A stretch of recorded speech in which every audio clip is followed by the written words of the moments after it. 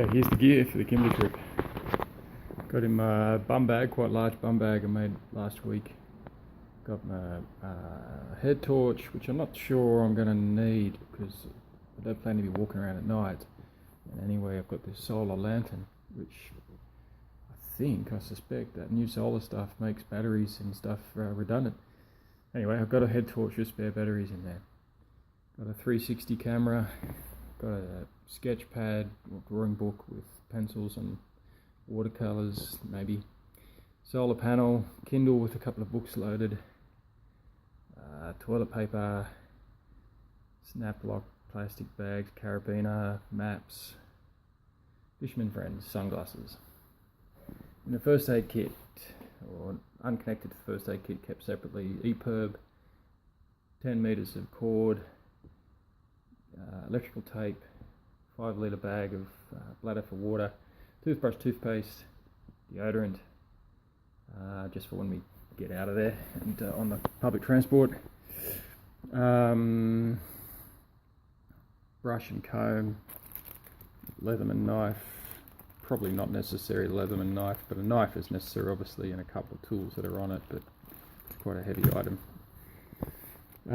Crepe bandages, compression bandages, 2 of each, compression for snakes, crepe for blisters and cuts, bruises, and more serious wounds. Wound cleaning, that's saline, alcohol swabs, cotton wool buds, saline in the little bottles to squirt out any dirt and stuff, betadine, that's all I can remember, there's probably more in there. Painkillers, antihistamines, lighter, and odds and ends like tweezers, things like that. Okay, that's the first aid kit. Cooking kit,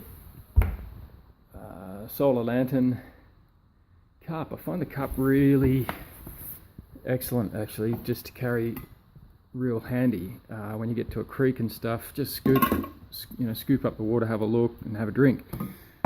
That's a very handy thing I haven't normally done.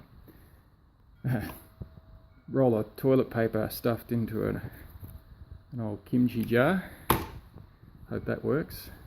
Sunshine's given me some chocolate coated blueberries that will go nicely with my spiced rum. Thermos, food thermos. Haven't done this before on a long walk, but I've done it in day walks in the snow and stuff. It's nice to, when you cook up in the morning, to make a soup or something like that at the same time and keep that for lunch. This bowl here can go on the fire, but importantly it can reseal with its own lid for any leftovers to carry. Fork and a spoon that was just a cooking spoon that's been whittled down to fit in my mouth. It's just lightweight, doesn't get hot in the pot, doesn't melt, and we could burn obviously, but that'd be pretty careless. Steel wool, pretty much more than I need, but it is a nearly three week trip.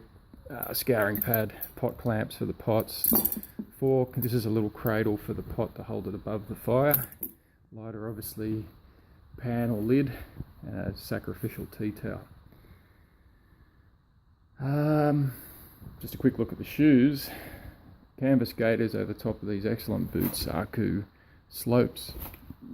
I've got these Shimano fishing shoes. They're a lot more than you'd probably need for light footwear, but they float your body really well. Put them on, go for a swim, and you just float. That's the big reason I'm carrying them. Also, they are fairly effective as alternative footwear in case something goes wrong with my feet or whatever. Just I can walk out with these if necessary. Okay, sleeping gear. It's only 150 gram sleeping bag, silk liner that's uncompressed, but it's a silk liner. A luxurious airbed there, the full length, full wide X beds, probably more than I should or need. Mosquito net pole, mosquito net freestanding, no pegs. Because it's dry season up there, not expecting any rain whatsoever, so no tarp over top. The only thing to consider maybe is a wind, maybe a cool wind, might get down to as low as 12 degrees sometimes up in altitude. So a tarp would have been good for wind, but I'm hoping that sleeping bag the silk liner, and I am taking a feather down jacket for a pillow, and if it gets cold for whatever reason I can chuck that on. Feather down jacket's unpacked because I'm wearing it down here in Melbourne to the airport. Clothes. So that's a Shima, very excellent 40 centimeters, I think, or 40 inches, I can't remember. 40 centimeters would be, like 40 centimeters square cotton scarf. This Mont nylon hats. I'm a bit uncertain about that because I bought this $7 thingy from Kmart.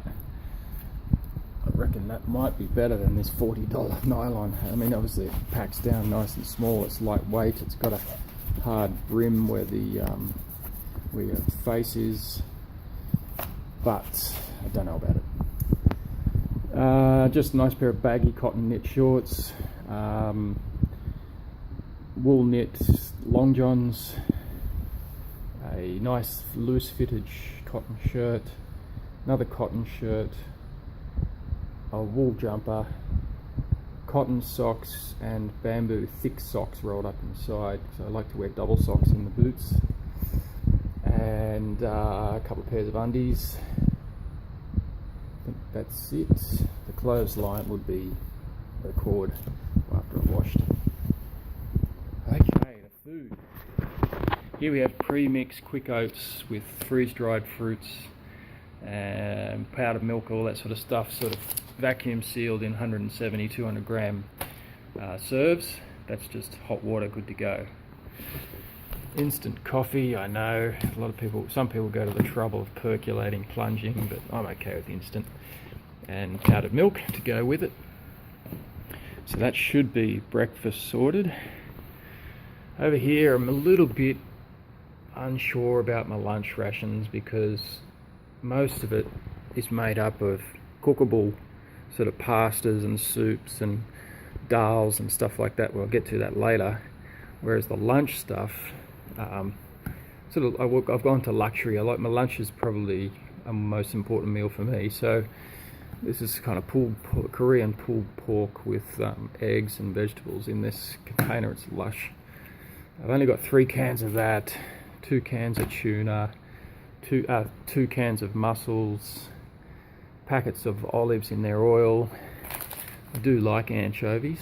That's a dried anchovies, peanuts, miso soups, dehydrated bananas and mangoes, beef jerky, bread wraps. Yeah, so 17 days of lunches, that's not enough, but I'm banking on that's going to be enough, supplemented by these cookable meals that will go in the thermos. And these are soups, dehydrated canned soups, freeze-dried vegetables with various spices added, all made into 170, 200 gram bags. The nice one I discovered is, I mean, everybody knows about these, but I think these might have come a long way. These are just like instant pasta carbonaras. Not that instant, I mean, you boil them up.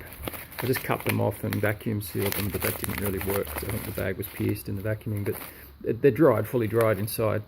So the idea for me anyway is to cook them up and supplement them with beef jerkies and freeze-dried vegetables and mushrooms and all of that, and herbs and spices. I've got some chicken stock and herbs and spices in that pocket there. This big throw bag is kind of cool. It's a like a Lego bag, just a circular thing. You just draw the cord and it all compresses up and throw it in the bag, because I think with this much food it's kind of going to be difficult to sort it and cook it, so laying it all out to look at, picking out what you want and then packing it all back in the bag. Okay, so that's the full setup. I'm sad to say, I mean, I love my wilderness equipment bag here, this old 25-year-old bag. I did make a frame pack and I intended to take that, but I didn't finish it enough. I had some trouble getting the frame modified. Under that is a haversack shoulder bag that I made. It's just a oilskin, very, very tough bag that I'll carry that with the bum bag on the day walks. You probably haven't noticed water bottles. So I've only got one 1 litre water bottle and the bladder